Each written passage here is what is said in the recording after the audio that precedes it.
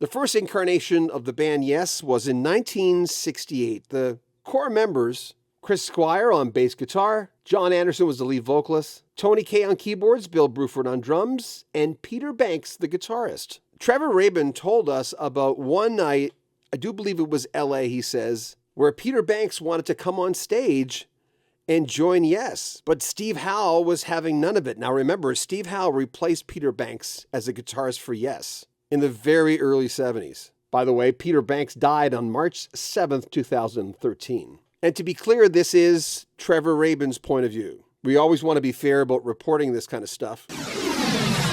Oh, do you know if the story that Yes had invited Peter Banks to the Forum in LA during the Union Tour was true? Do you know if that's true? Yes, I was there. Yeah, I think it was Tony Kaye might have come to me and said, Peter Banks is here tonight, and he'd love to play. He's brought his guitar. And I said, oh, great. And then apparently Steve Howe was asked, and he said, no, he can't come up. So it got back to me, and I said, oh, that's kind of silly. And then there wasn't an amp for him. I said, you can plug into my amp. We'll both go. So I don't give a damn. That's all I know about it. And then he didn't play. I spoke to him afterwards, and he was very upset about it. And he said, I know you wanted to, but I said, well, it all kind of went so quickly. I guess it's done now. He said, no, it's over. But he was not happy. We talk about Vinny, who, of course, one of my favorite drummers, but Lou Molino, I know he played with you when you got together with Rick and John, and that guy's one of my favorite drummers.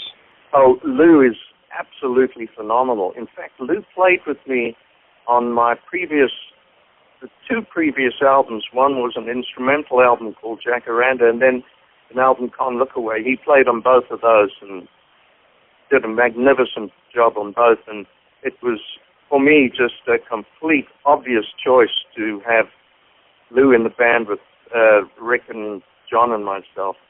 Couldn't miss a beat.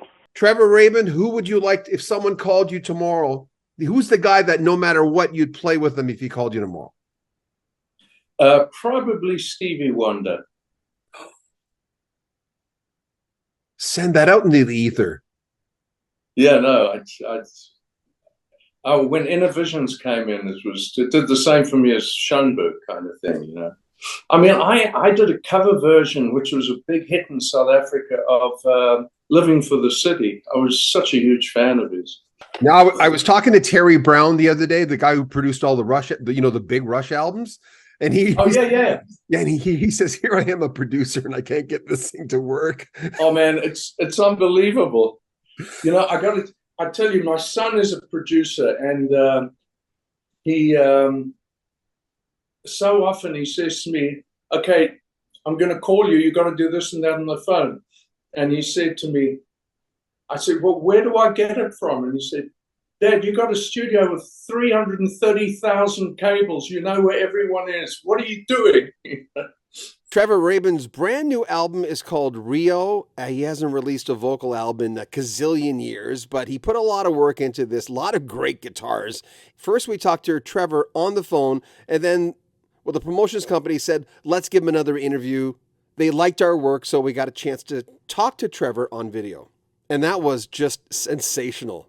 But he's really proud of this, and he really should be, because there's not a bad track on it, first of all. He gets a little political sometimes, talking about the state of the world, but I highly recommend Rio. Again, links in the description if you want to pick it up. Make sure you comment on our videos. We read all the comments. Share our videos on social media. Subscribe to our channel and like our videos as well. Remember, you can make a donation to our channel. At the very top of the description, there's a PayPal link where you can make a donation, or join our Patreon where you get early access to all our videos. I'm John Bowden. This is Rock History Music. Take good care of yourself.